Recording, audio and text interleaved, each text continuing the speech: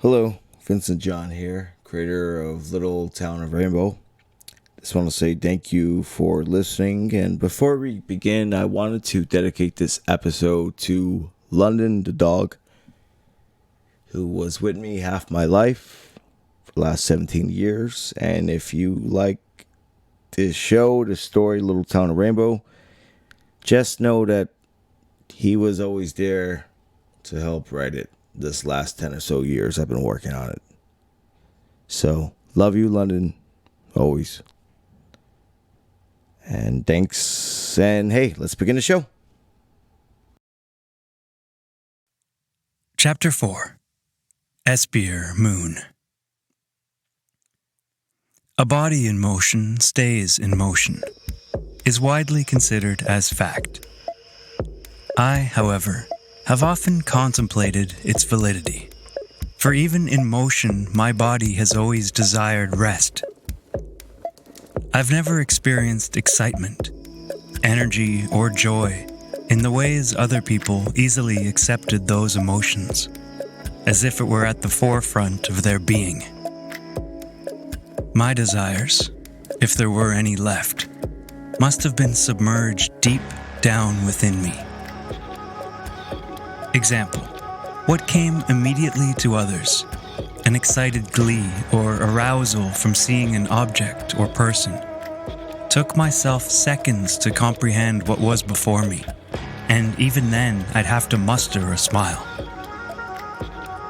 As a child, I'd watch in utter amazement as other children laughed at finding simple objects, and then made games out of those ridiculous contraptions to keep their paltry minds occupied. Their ignorance infuriated me. Not so much that their feeble brains derived pleasure from playing with sticks and stones, but that I would also have to partake and pretend to find amusement in their silliness.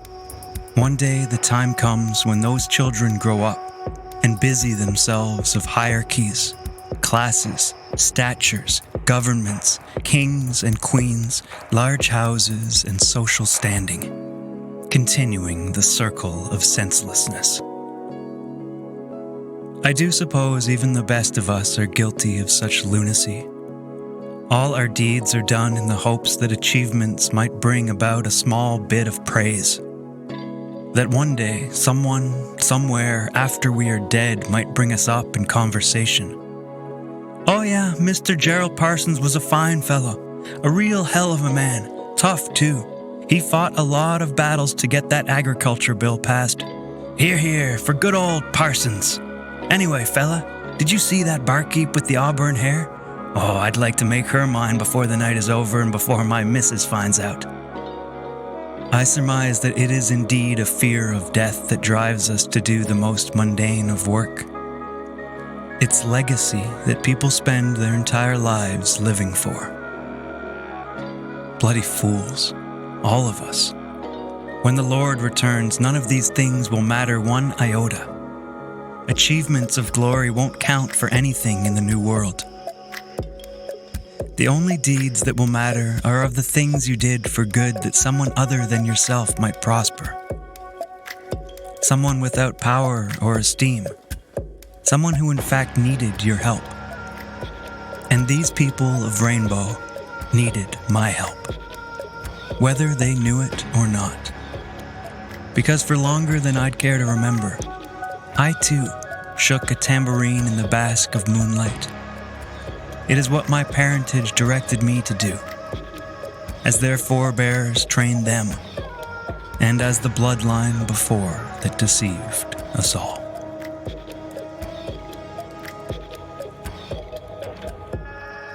The Little Town of Rainbow. Written by Vincent John and performed by Luke Welland, Natalie Lewis, and Cornelius Perry Jr.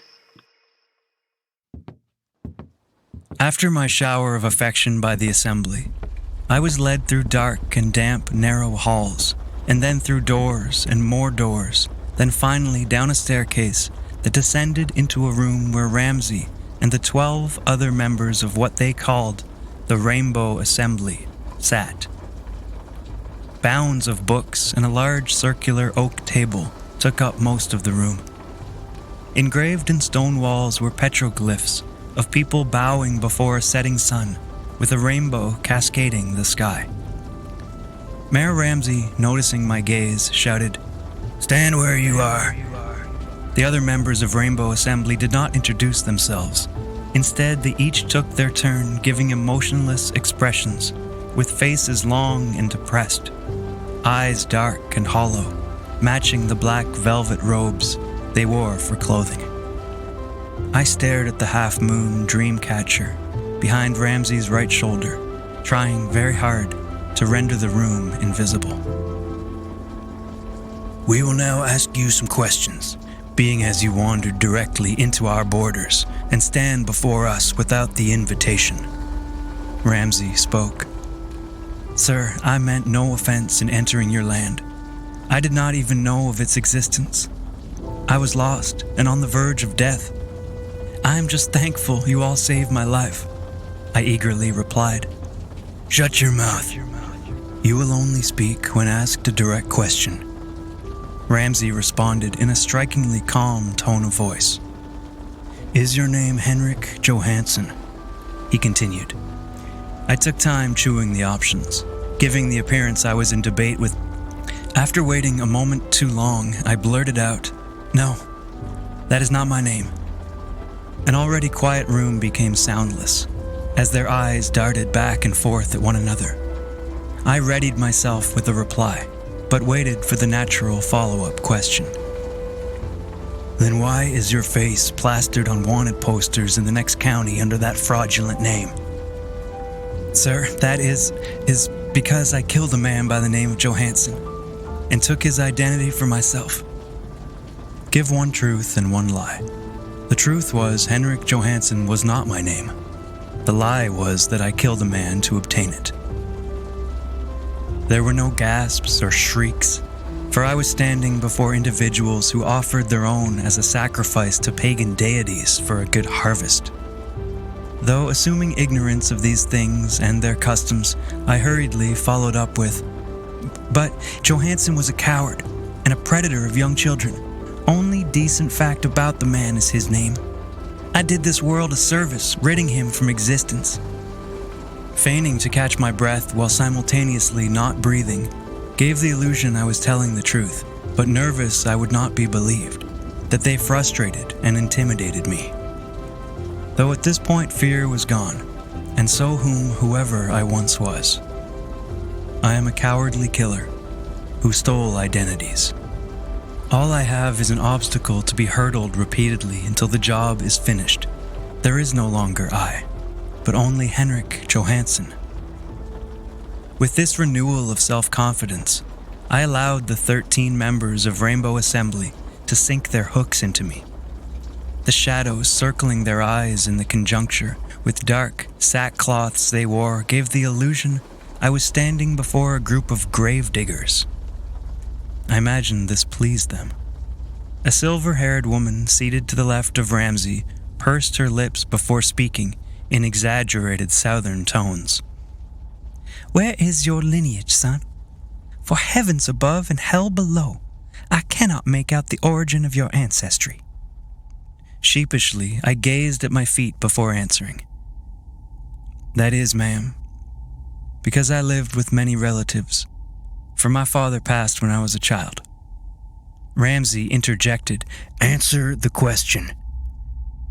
"In truth, I know little of my ancestry. I was born in New Hampshire, and we are German, or at least that is what they have told me." "Ah," said the silver-haired serpent, "you are a damn Yankee half-breed. A pity, for I thought you something more tasteful." A few at the table laughed and, speaking among themselves, said, "We savored our fair share of Yankee blood," and "Old Catherine wanted a new flavor of meat." Upon hearing this, the silver-haired lady, who presumably was Catherine, looked at her fellow members, licked her lips, and smiled. Visibly, I shuddered to add salt to their meal. A balding man clutching a very large tome stood up, opened the book upon the table, and asked in the most somber of voices what my plans were here, if they allowed me residency in Rainbow. The answer was short. Just to survive. The somber, bald-headed man once again spoke, asking what were my beliefs in this world. What do you believe, sir, in regards to the hereafter? Do you believe in the immortal? What are your plans after death? After death? I haven't thought that far. Maybe it is sooner than you think and you should start planning for it, Ramsey said, annoyed. Well, I believe in God, if that's what you mean. The somber man let out a groan. No, sir, that is not of what I mean. He looked around the table before saying, It will be troublesome for an ignorant man like he to fully grasp our ideals. He is already too old to be taught. Indeed, the unhappy bald man was right. I would never grasp their stupidity. For over an hour, events proceeded in this fashion, I being asked trivial questions and responding with nervous proclamations. I do not know how my performance was received, if they believed any word or thought me a liar. What I realize now is that it made no difference either way. Things were winding down, and maybe sensing his cohorts going a little easy on me, Ramsey sighed and asked, Did you have any dealings with a Jimmy Williams? Like a low-ranked officer in the army, I quickly responded, Sir, I did not, nor do I know a Jimmy Williams. A wandering fool like yourself did not search into the mines that inhabit this area, amid winter and snow? Yes, sir, I did. Elaborate. For shelter, as you may imagine, but only for an hour or two. An hour or two, Ramsey repeated to himself. Yes, sir, that is correct. Obviously, the question was hypothetical, but it gave the opportunity to display ignorance. Well, someone has killed a man by the name of Jimmy Williams, who was an exemplary member of Rainbow. The youngest person at the table, a woman around the age of 25 with uneven lengths of dark hair, audibly scoffed for the entire room to hear. She then looked at me with a slight smile. Her hair, being so unnaturally dark, gave the image of a little raven in human form, albeit a beautiful raven. However, I thought to myself, how the hell could someone so youthful be sitting at this table? Ramsey ignored my thoughts and continued, And now you show up on the eve of Christmas in need of shelter. All this seems a little too biblical for my taste. Ramsey looked around the table, then shrugged. I don't know what to make of him. No denying the easiest route would be to kill him, but it leaves the possibility of never knowing if he is friend or foe. A very large man with a boisterous voice laughed and said, No one as dim-witted as this vagabond before us could be considered a friend. I smiled to myself when he grew red, as the rest of the assembly completely ignored his attempt at camaraderie. An often reoccurrence in his life, I'm sure. The feathered creature-like woman, furthering her bird-like appearance, continued gawking at me, head tilted as a bird before swallowing a worm. I had enough. After the whirlwind of agony I went through the previous couple of days, my body felt in shambles, and it was too painful to continue standing. Thankfully, Hector spoke. Then, we are to deliberate the matter of this boy's survival. He knows of our whereabouts, and I, for one, am not willing to release him back into the wild so others can find our rainbow. Once again, I shall state killing him is the easy choice, Ramsey added. To kill him is the only choice, interjected the large man, trying to redeem himself. Once again, no one paid notice to his words. Perhaps it was his tone of voice, which caused everything he said to sound as child whimpering for milk, that made those around him filter out his voice from their minds. Possibly, it was just that he was stupid. I lifted my hand to speak and quietly said, Forgive me, but was I not just deemed clean and made anew in the church? Please, don't end my life when I am no threat. Huge gamble on my part. If you correctly remember, when faced with the task of forming a lie to sound believable, never bring attention to the very subject you want the listener of your story to imagine. When I say I am no threat, the natural next line of thinking is, what if he is a threat? But Henrik Johansson is meek, so in turn I must make meek examples of my character.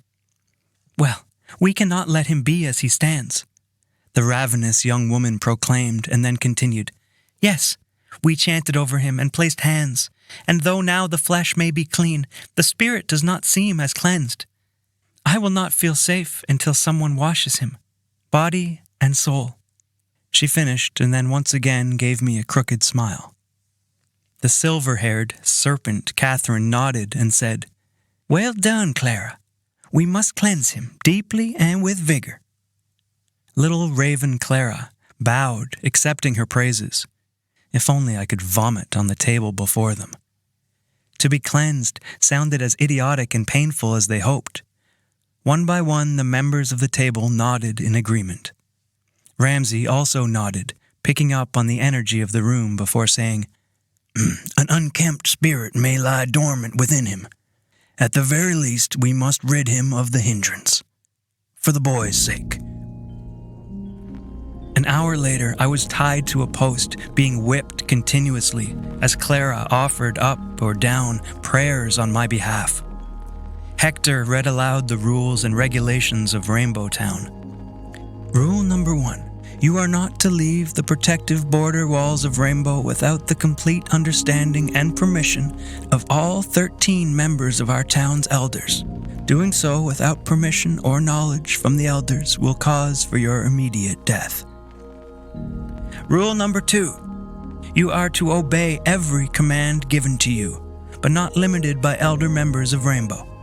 Being as you will be the newest member of Rainbow, there will be many peoples you will have to answer to and obey.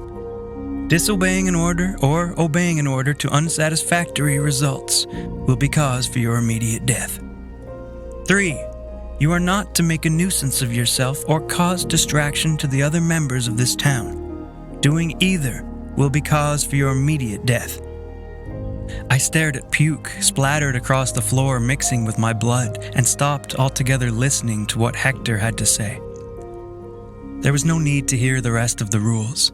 I can only assume it all led to my inevitable death. With each lash, I fixed my gaze on the falling snowflakes, swirling through the frosty air. How I wished one of them could have carried me up to the heavens, setting free of these mortal chains. But some things were too much to ask for. Instead, I would live. I concluded that the city hall was some ritualistic temple, not a place to pass laws and hold court proceedings, but a place of secret worship, though I knew that already. I knew before taking a step through its doors, before seeing the splendor and money that is Rainbow, and before I practically died from the howling winds of the barren desert. I have known of different rainbows the entirety of my life. Since infancy, I've known men like Ramsay, coming and going through my home as my parents worshipped whatever deity was in popular opinion at the time. Behind closed doors, amongst their true friends, members of my family would parade around in brightly colored garments and cut the palms of their hands for the golden statues to taste the blood it required. As we, the children of the moon, shook our tambourines and watched in horror at the transfiguration our parents took on a nightly basis. Violently dancing, barely clothed, twisting and shouting, exposing their bodies, their inner thoughts, and the hatred they held for all, especially their children. Whenever the sun departed from the sky, and the silver of moonlight took hold upon the earth, my throat would swell, my fingers and legs would ache, and a loathly despair ate at the entrails of my core, selfishly pleasing themselves at the cost of their own children. The problem with people like my family and these of Rainbow is never thinking themselves selfish, but enlightened. 3 years' time it took roaming the godforsaken waste, and finally I entered the beginning of my assignment. Information. The second part would take a little more time, I estimated, and the final act, I have not the faintest idea. I do not know if the administrators of my journey were still alive, let alone still concerned with this mission. Presumably, by now, they have moved on to bigger and more productive works that would further their illustrious careers, ones easier than a mission to subdue heathens in the desert. Take each day as it comes and remember my training. I could gather information at a later date, a much later date, it appears, for Ramsay had some inclination I might be an Espier. Why he lets me live is beyond me. My plan, though of little significance now, was to scout the town from afar, and if worse came to worse, appear as a beggar. But now I am truly a beggar, and a beggar I would stay, until time's end.